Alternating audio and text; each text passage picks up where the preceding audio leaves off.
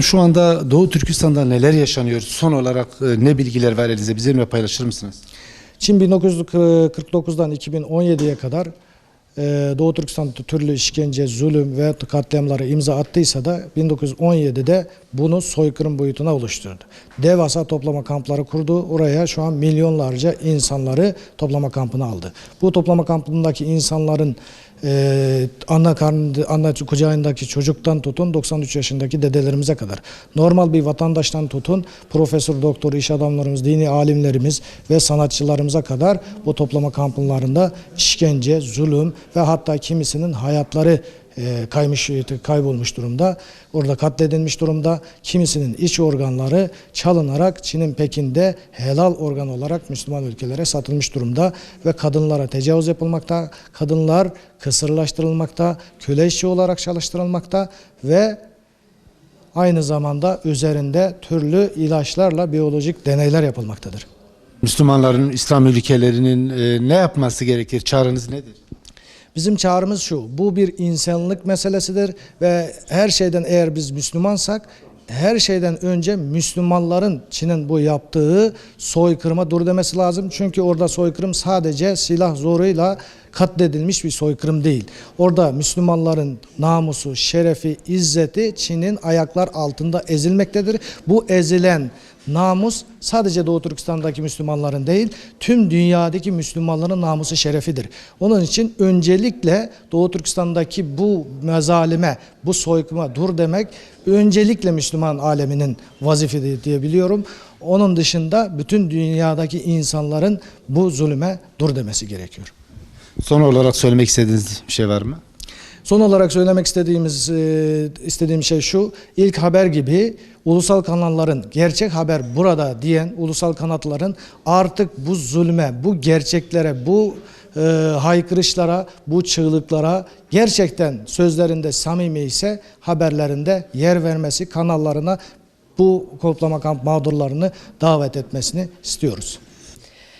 Benim kız kardeşim Mevlüde Hilal İstanbul Üniversitesi'nden mezun olan, aynı zamanda onurlu bir Türkiye Cumhuriyeti vatandaşıdır. Benim kız kardeşim Türkiye Cumhuriyeti vatandaşı olmasına rağmen şu anda Çin'in toplama kamplarında 4 senedir esir tutulmakta.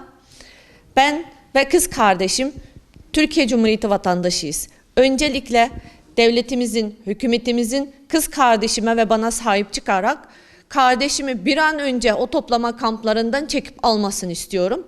Çünkü orada her gün insanlar hayatını kaybediyor, insanların organı çalınıyor. Maalesef kadınlara tecavüz ediliyor. Ben bunların kardeşimin başına gelmesinden korkuyorum. Ve aynı zamanda benim kız kardeşim alındığı zaman yeğenim 1 yaşındaydı. 4 senedir annesiz büyümekte. Benim yeğenimin tüm çocuklar gibi annesiyle mutlu mesut yaşamaya hakkı var. O yüzden yeğenimle kız kardeşimin, anne kızın birbirine kavuşması için tüm insanlığın, Türkiye Devleti'nin bize sahip çıkmasını, bir an önce kız kardeşimi kurtarıp yeğenimle Türkiye'ye getirmesini istiyorum. Yeğenim orada doğdu, şu an babamla yaşıyor ama onun annesine ihtiyacı var. Aynı zamanda şunu da söylemek istiyorum.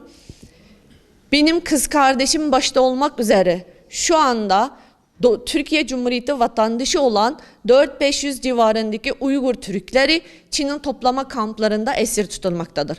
Onlara ulaşamıyoruz. Nerede, sağlığı nasıl, başına ne geldi bilmiyoruz. O yüzden öncelikle Türkiye'nin temsil eden Pekin'deki büyük elçimizin bu konularda yani daha ağır bir çalışma yapmasını, diplomatik olarak elinden ne geliyorsa onların yapıp bir an önce kendi vatandaşlarına sahip çıkıp o insanları toplama kamplardan kurtarmasını istiyorum. Siz ne zaman geldiniz Türkiye'ye? Ben 2009'da geldim. Bir daha gidemediniz. Ben Türkiye Cumhuriyeti vatandaşı olduktan sonra bir kere gittim ama ben gittiğimde Çin polisleri tarafından rahatsız edildim. Yani gittiğim her yerde takip edildim. Yani bu beni çok rahatsız etti. Aslında 3 ay kalmaya niyetim vardı ama kalamadım. Çünkü tüm aileyi rahatsız ettiklerinden dolayı sadece 20 günde geri dönmek zorunda kaldım. Ben hariç tüm ailem şu anda memlekette, Doğu Türkistan'da ve maalesef annem şu anda toplama kampta. Ben işte annemi kurtarmak için, aileme kavuşmak için mücadele veriyorum. Günümüzde Doğu Türkistan günümüzün cehenneme dönüşmüş durumda. Doğu Türkistan'da insanlık, Müslümanlık, Türklük yani tamamıyla ayaklar altında Çinliler tarafından yok ediliyor.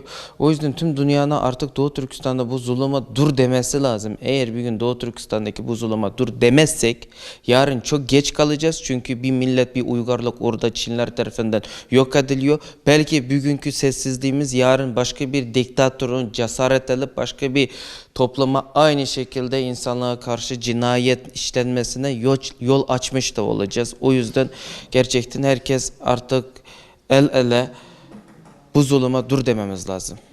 Türkiye halkını artık Türk hükümetine Çin'in yaptığı bu soykırım karşısında İslam coğrafyasına liderlik ederek Doğu Türkistan'ın yanında olmasını, bu uygarlığı Doğu Türkistan bir milletin kurtarmasını gerçekten talep ediyorum, rica ediyorum, istiyorum.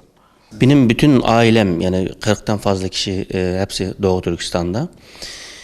Ben babam hepsi şehit edilmiş. Bunun haberini ben 4 sene sonra haberini aldım. Şu an duyduğuma göre abim, küçük kardeşim, ablam, annem gibi 6-8 kişinin ki hapishanede olduğunu, yani ne suçla ne sebeple atıldığını herhangi bir şekilde haber yok. Benim burada demek istediğim şey, babamın cansız bedenin teslim edildiği gibi diğer annemin, kardeşlerimin cansız bedeni teslim edilmiş haberini almak istemiyorum. Benim tek istediğim bu. Onlarla iletişime geçebiliyor musun? Herhangi bir şekilde benim çocuklarım dahi, yani eşimin, hani hanımın, çocuklarımın, diğer akraba kardeşlerimin herhangi bir şekilde haber alamıyorum. Bilmiyorum yani ne durumda. 5 senedir hiçbir şekilde irtibatım yoktur. Yani benim tek istediğim şey, yani sesimize ses olmanızı, yani orada bir zulümün, sadece zulüm değil, yani soykırımın olduğunu, Uygurların da Müslüman olduğunu, Uygurların da insan olduğunu unutmamasını. Eşim ve 4 çocuğum memleketteler. 5 senedir herhangi bir şekilde haber alamıyorum. Yetkililere ve tüm Müslüman alemine sesleniyorum buradan. Bizlere sahip çıkmanızı, sesimize ses olmanızı arz ederim.